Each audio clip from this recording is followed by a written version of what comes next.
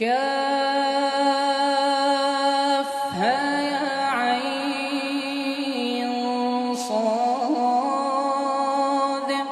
ذكر رحمة ربك عبده زكريا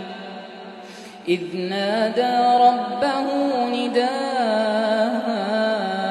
خفيا قال رب إني وهن العظم مني واشتعل الرأس شيبا